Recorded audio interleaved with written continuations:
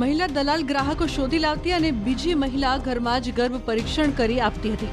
એવી પણ જાણકારી છે કે કોઈ ઈચ્છે તો ઘરે ઘરે જઈને પણ ગર્ભ પરીક્ષણ કરાતું હતું। ગર્ભ પરીક્ષણના રેકેટનો રાજકોટ એસઓજીએ પર્દાફાશ કરતા ખળભળાટ મચી ગયો।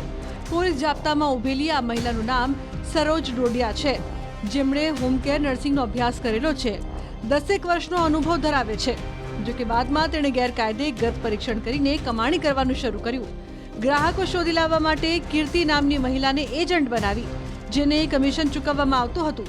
કોઈ 20,000 આપે તો સરોજ ગર્ભ પરીક્ષણ કરી આપતી હતી, જેના માટે રાજકોટ તાલુકા પોલીસ સ્ટેશન વિસ્તારમાં આવેલ સીતાજી ટાઉનશીપમાં C404 નંબરના ઘરનો ઉપયોગ કરાતો હતો।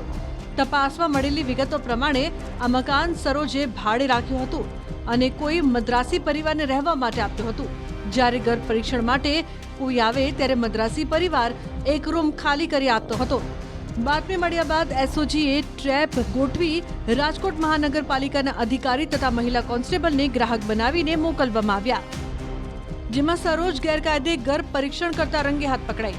મનપા અધિકારી ડોક્ટર મૌલિક ઠાકોરે સરોજ ડોડિયા વિરુદ્ધ પીસી એન્ડ પીએનડીટી એક્ટ હેઠળ ગુનો દાખલ કરાયો છે। મહિલાની ધરપકડ કરીને પોલીસે 4 લાખ રૂપિયાનું સોનોગ્રાફી મશીન પણ જપ્ત કર્યું છે। મહિલા પાસે સોનોગ્રાફી મશીન ક્યાંથી આવ્યું એ સૌથી મોટો સવાલ છે। આશંકા એવી પણ છે કે રેકેટમાં કોઈ તબીબની પણ સંડોવણી હોઈ શકે છે। ચોંકાવનારી વાત એ પણ છે કે સરોજ અગાઉ 2021માં આ જ પ્રકારના ગુનામાં પકડાઈ હતી। 10 મહિના જેલમાં પણ રહી હતી। ફરી વખત પકડાયા બાદ પોલીસ જાપ્તામાં ઊભી પણ એક જ્ઞાન વેચતી જોવા મળી।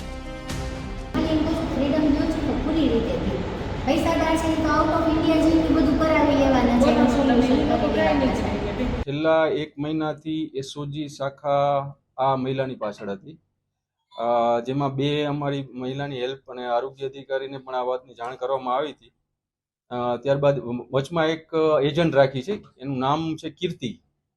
આ કીર્તિને ફોન કર્યો હતો અને એ એજન્ટની મદદથી, જો એજન્ટ પાસેથી તમે પાસ થાવ તો જ આના સુધી પહોંચી શકો તેવું હતું। ટ્રેપમાં આરોગ્ય અધિકારી અને 2 મહિલા, જેમાં 2 મહિલાને એક એવી રીતે કે એને કરાવવું છે પરીક્ષણ, તેવી રીતે આ વચમાં એજન્ટનો કોન્ટેક્ટ કરવામાં આવ્યો અને આ એજન્ટની મદદથી પછી સીતાજી ટાઉનશીપમાં આ બંને મહિલાઓને ત્યાં ગયા અને ત્યાં પછી આવી રીતે ટ્રેપ કરી અને એના અંતે સરોજબેન ડોડિયાની પકડ।